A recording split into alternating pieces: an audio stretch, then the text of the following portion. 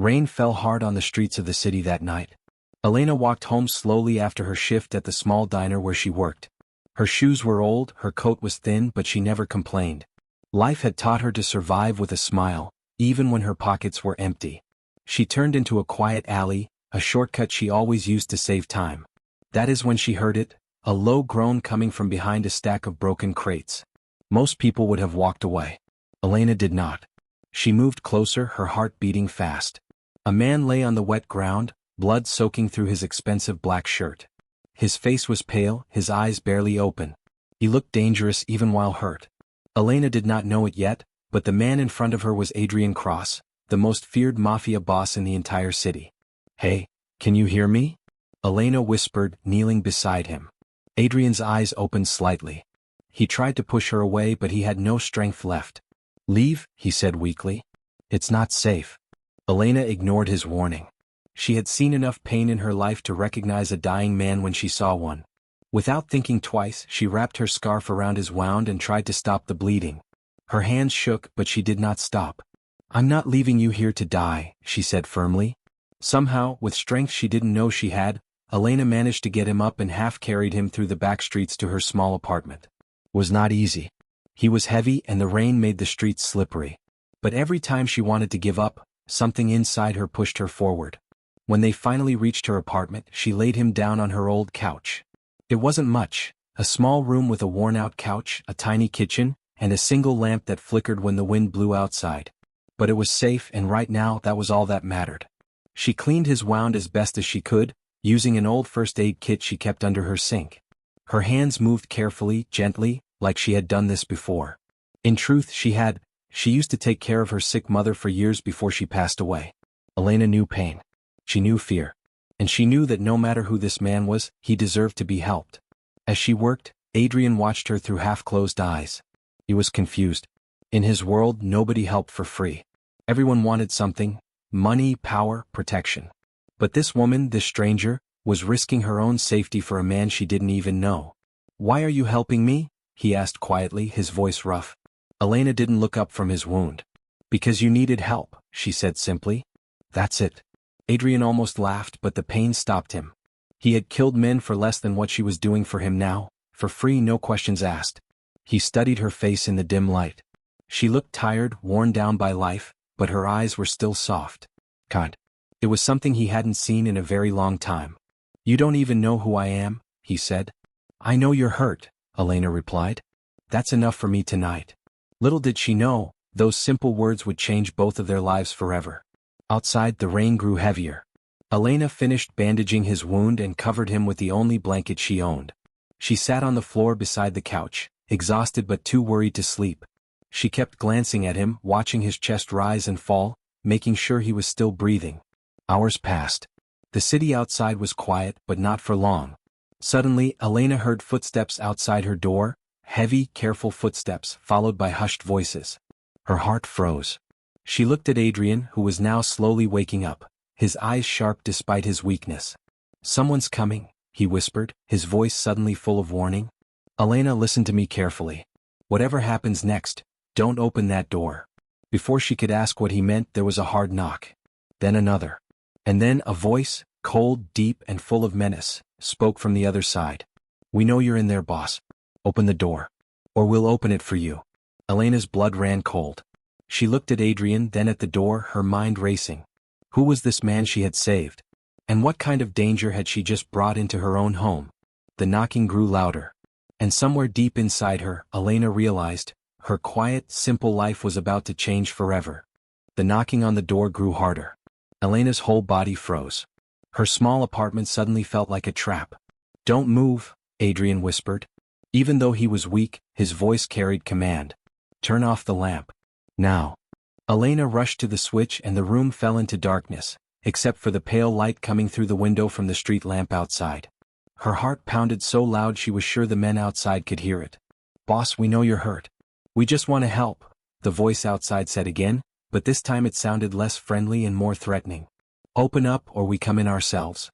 Adrian slowly pushed himself up from the couch, ignoring the pain shooting through his side. He looked at Elena. "Those aren't my men," he said quietly. "They work for Bratva." If they find me here weak like this, they will kill both of us. Elena's mouth went dry. Bravo. She had heard that name whispered in the streets before, a rival gang known for its cruelty. She looked around her tiny apartment, searching for any way out. There was only one door and it led straight to the men outside. There's a window, she whispered, pointing toward the fire escape. It leads to the back alley. Adrian nodded, gritting his teeth as he stood. Elena grabbed his arm around her shoulder, helping him move quietly toward the window. Every step was slow, careful, painful. Just as they reached the window, the front door handle rattled hard. Last warning, the voice shouted. Elena pushed the window open as quietly as she could. Cold night air rushed in. She helped Adrian climb out first, then followed close behind, her hands trembling as she held onto the rusted fire escape ladder. Below them the alley was dark and empty, for now. Just as Elena's feet touched the ground, they heard the apartment door burst open above them. Loud voices filled her small home, followed by the sound of furniture being thrown around. Move, Adrian said, pulling her forward despite his pain. We need to go. Now. They ran through the back alleys, Elena guiding him through shortcuts she knew from years of walking home late at night. Adrian moved slower than she wished, his wound clearly draining his strength, but he pushed through it without complaint. Finally, after several tense minutes, they reached an old bus stop shelter, hidden behind a large billboard far from her apartment. They stopped to catch their breath. Elena leaned against the wall, her chest rising and falling fast. Adrian slid down beside her, holding his side, sweat mixing with the rain on his face. You saved my life twice tonight, he said, his voice low. Elena shook her head. I just didn't want anyone to die in my living room, she said, trying to make light of the situation, though her hands were still shaking. Adrian almost smiled. Almost. Most people would have handed me over to save themselves, he said. You didn't even hesitate. Maybe I should have, Elena admitted quietly. I don't even know your name. He looked at her for a long moment, deciding something in his mind. Adrian, he finally said. Adrian Cross. The name meant nothing to her at first. But something in the way he said it, careful, guarded, told her this was not a name he shared easily. Elena, she replied simply. For a moment, neither of them spoke. The rain had slowed to a soft drizzle, and the city around them felt strangely quiet, as if holding its breath. You need a doctor, Elena said finally, noticing the blood soaking through his shirt again. A real one. I can't keep patching you up with cotton and tape. Adrian shook his head firmly. No hospitals. No doctors outside my own people. If word gets out that I'm weak, it will start a war. He paused, wincing from the pain. But there's someone I trust. If we can reach him. Elena hesitated. She barely knew this man, yet somehow walking away now felt impossible. Then let's go, she said. Tell me where. As they moved through the empty streets, Adrian gave her directions in a low, tired voice, leaning heavily on her shoulder. Elena didn't know where this night would lead her, but she knew one thing for certain. She was now tangled in something far bigger than herself. They were halfway across town when Adrian suddenly stopped walking. His eyes narrowed, scanning the street ahead. What's wrong? Elena whispered. Someone's following us, he said quietly. Has been for the last 2 blocks. Elena's heart sank. She turned slightly, trying to look without being obvious. In the shadows near a closed shop, she saw it. The outline of a man standing still, watching them. Adrian's hand tightened around hers. Don't run, he warned. Just keep walking. Slowly. But the man in the shadows stepped forward, into the dim light of a street lamp, and Elena's breath caught in her throat. It wasn't a stranger. It was someone Adrian clearly recognized, and from the look on Adrian's face, this was someone far more dangerous than the men who had just broken into her apartment. The man stepped fully into the light of the street lamp, and Elena felt Adrian's grip on her hand tighten even more. He was tall, dressed in a dark coat, his face calm but his eyes sharp like a blade. There was something about the way he stood, relaxed, confident, that told Elena he was not afraid of anything or anyone. Adrian, the man said, his voice smooth. You look terrible. Adrian straightened his back, hiding his pain behind a hard expression. Victor, he said flatly. You're a long way from home. Elena's eyes moved between the two men. The tension between them was thick, like a storm about to break. I heard there was trouble at your usual meeting point tonight, Victor said, stepping closer. Bratva men, gunfire, a wounded boss running through back alleys with a woman no one recognizes. He glanced at Elena with curious eyes. Interesting company you keep these days. She has nothing to do with this, Adrian said quickly, his voice low but firm. Leave her out of it. Victor smiled slightly but it didn't reach his eyes. Relax. I'm not here for her. He paused. I'm here because your father wants to know why his son almost got himself killed tonight. Elena's breath caught. Adrian had a father? Someone even more powerful than him? She hadn't expected that. Adrian's jaw tightened. Tell him I'm handling it. Are you? Victor asked, raising an eyebrow. Because from where I'm standing, it looks like you're barely standing at all. For a moment, nobody spoke. The rain had stopped completely now, leaving the streets wet and shining under the lamplight. Elena could feel her heart pounding, unsure if this man was a friend or an enemy. Finally, Victor sighed and reached into his coat. Elena tensed, ready to pull Adrian away, but instead of a weapon, Victor pulled out a small phone. Your father wants you to come home. Tonight. No excuses this time. Adrian's eyes darkened. I'm not going back there. Not yet. That wasn't a request, Adrian, Victor said, his tone suddenly harder. You know how he gets when you disappear like this. Especially after what happened to your brother. Elena noticed something shift in Adrian's face, pain that had nothing to do with his physical wound. Whatever happened to his brother, it was clearly a deep wound that hadn't healed. I need one more day, Adrian said quietly. Just one. Then I'll come. Victor studied him for a long moment, then looked at Elena again as if trying to understand what she meant to him. One day, he finally agreed. But Adrian, if he finds out I saw you and didn't bring you back immediately, it won't just be you in trouble. With that warning, Victor turned and disappeared into the shadows as quickly as he had appeared, leaving Elena and Adrian alone once more in the quiet street. Elena let out a breath she didn't realize she was holding.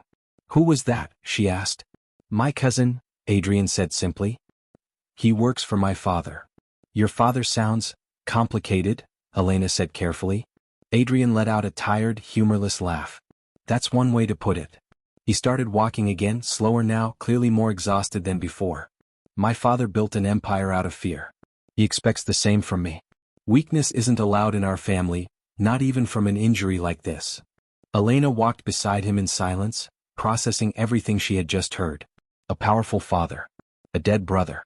A cousin who worked as some kind of enforcer. This man's world was nothing like anything she had ever known. They finally reached a quiet apartment building on the edge of the city. Adrian knocked on a door on the ground floor in a specific pattern. 2 knocks, a pause, then one more. A moment later, an older man opened the door, his eyes widening at the sight of Adrian's bloodied shirt. Inside. Quickly, the man said, pulling them both in without asking questions. The man, who introduced himself simply as Dr. Whitfield, worked fast, cleaning and properly stitching Adrian's wound while Elena watched from a corner of the small room. She felt out of place here, in this hidden world of secrets and danger, yet she couldn't bring herself to leave. As Dr. Whitfield finished bandaging Adrian, he glanced at Elena. She should go home. It's not safe for her to be involved with your business, Adrian. Adrian looked at Elena for a long moment, something unreadable in his eyes. Elena expected him to agree to send her away now that he was safe. Instead, he said quietly, not yet. There's something I need to tell her first. Elena's heart skipped. She had no idea what he was about to say, but the seriousness in his voice told her it would change everything she thought she understood about this night, and about him. Dr. Whitfield stepped out of the room, giving them privacy but clearly unhappy about it. Elena sat down across from Adrian, her hands folded tightly in her lap. The silence between them felt heavy, like the calm before a storm. What did you want to tell me? Elena finally asked. Adrian looked at her for a long moment. The mask of control he always wore seemed to slip slightly, revealing something more tired, more human. You saved my life tonight without knowing who I was, he said. But now you know enough to be in danger. I need you to understand what that means. Elena's stomach tightened. Am I in danger? Yes, Adrian said honestly. Victor saw your face. That means my father's people know you exist now. And in my world, people are never truly forgotten. He paused. I can protect you. But only if you let me. Elena felt fear creep into her chest, but strangely she also felt something else, trust. Despite everything, despite knowing almost nothing about this dangerous man, she believed he meant what he said. What do you need me to do? She asked quietly. For now, nothing, Adrian said. Go home. Live your life as normal as possible. I'll have someone watch over you from a distance. If anything feels wrong, anything at all, there's a number I'll give you. Call it and help will come immediately. Elena nodded slowly, though her mind was racing with 1,000 questions. Before she could ask any of them, Dr. Whitfield knocked and stepped back in. Adrian, you need rest. Real rest. Not running through alleys, the doctor said sternly. Adrian sighed but didn't argue. He looked at Elena one last time before she left that night. Thank you, he said simply. For everything.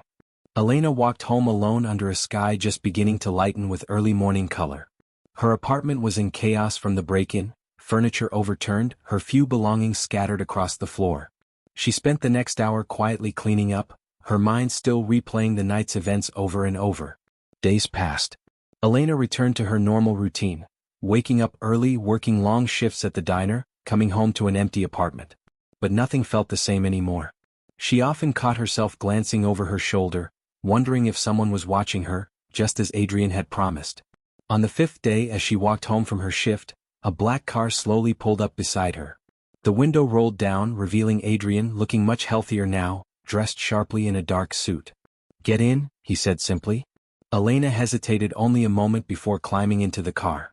You look better, she said, noticing how different he looked now compared to the wounded man she had found in the alley. Thanks to you, Adrian replied. He studied her carefully.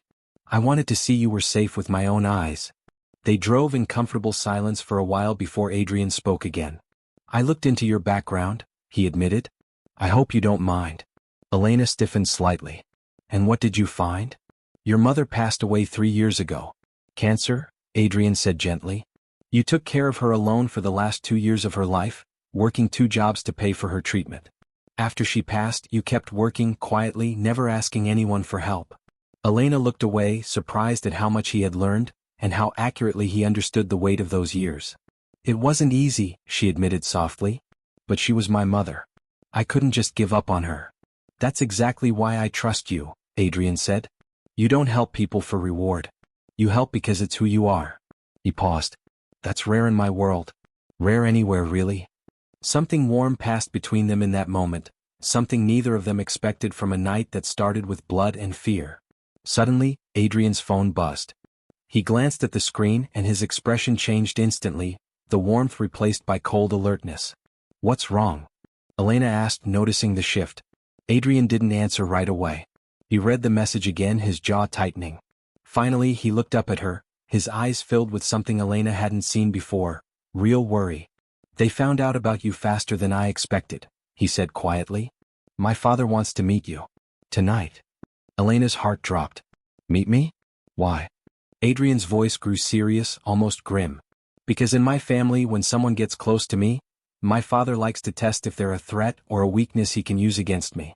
Elena swallowed hard, suddenly understanding the true danger she had stepped into that rainy night. And which one does he think I am?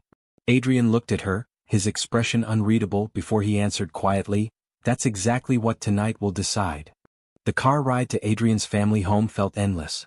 Elena sat quietly, watching the city lights fade into large iron gates and long stone walls. The mansion ahead looked more like a fortress than a home.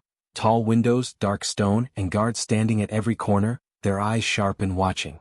Whatever happens in there, Adrian said, his voice low and serious, let me do the talking. My father respects strength, not fear. Stay calm no matter what he says. Elena nodded, though her hands were trembling in her lap. She had faced hard days before, hospital bills, funeral costs, lonely nights, but nothing had prepared her for walking into the home of a mafia king. They stepped out of the car and Adrian led her through large wooden doors into a grand hallway. At the end of it, in a large dark office, sat a man who could only be Adrian's father. Older, sharper-eyed, with the same intense stare Adrian carried, only colder. So, the man said, not bothering to stand. This is the woman who patched up my son like a stray dog. Father, Adrian said evenly, her name is Elena. The man, whose name Elena would later learn was Damien Cross, studied her carefully, like he was examining a piece of evidence. Tell me, Elena, he said, his voice smooth but dangerous, why would a woman with nothing to gain risk her life for a stranger bleeding in an alley? Elena's heart pounded, but she remembered Adrian's words, stay calm. Because it was the right thing to do, she said simply. I didn't know who he was. I just saw someone who needed help. Damien's eyes narrowed slightly. And now that you know who he is? Now that you know what world he belongs to? Elena hesitated only a moment. It doesn't change what I did. Or why I did it. A long silence followed.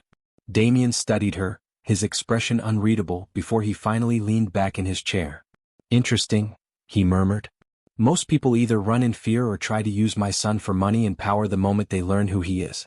You did neither. He turned his sharp gaze to Adrian. She's either incredibly foolish or incredibly honest. Which do you believe, son?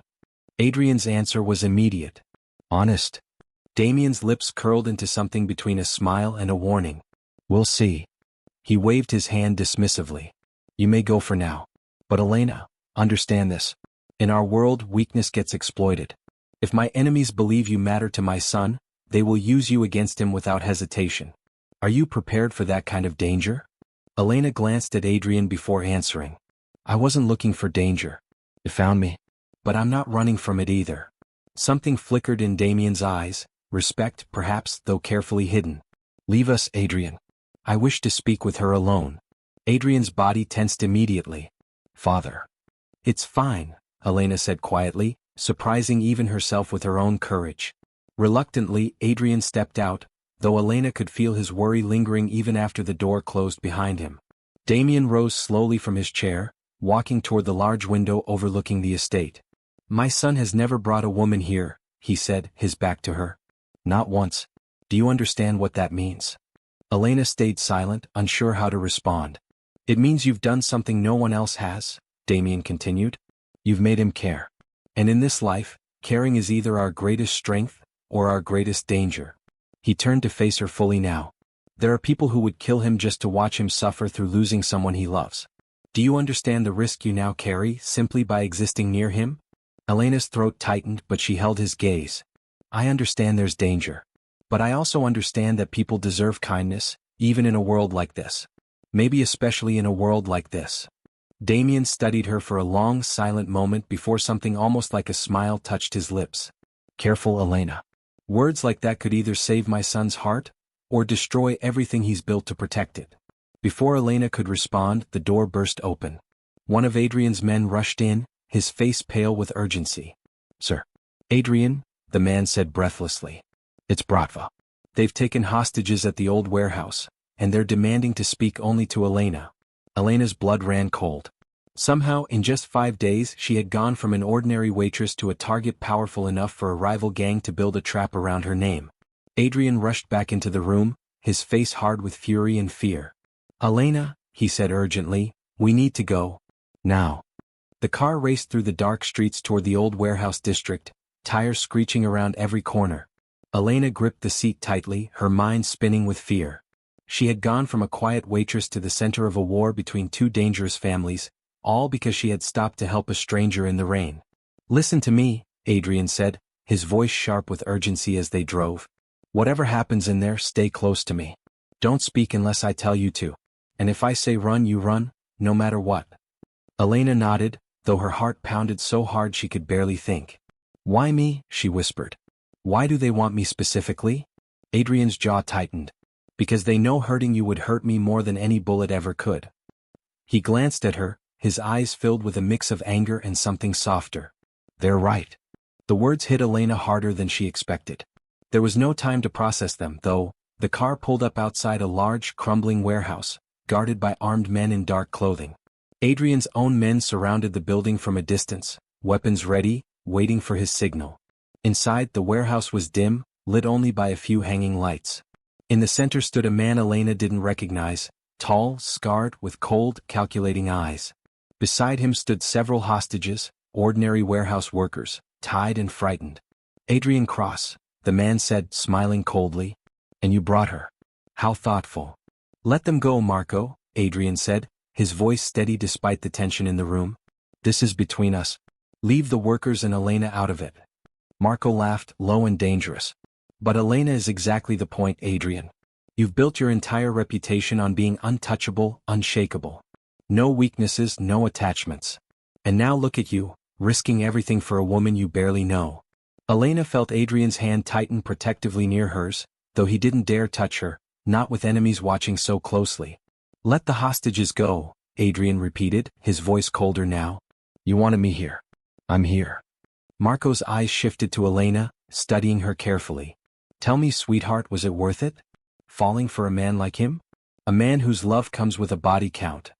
Elena's voice trembled, but she forced herself to speak, remembering Damien's words from the mansion.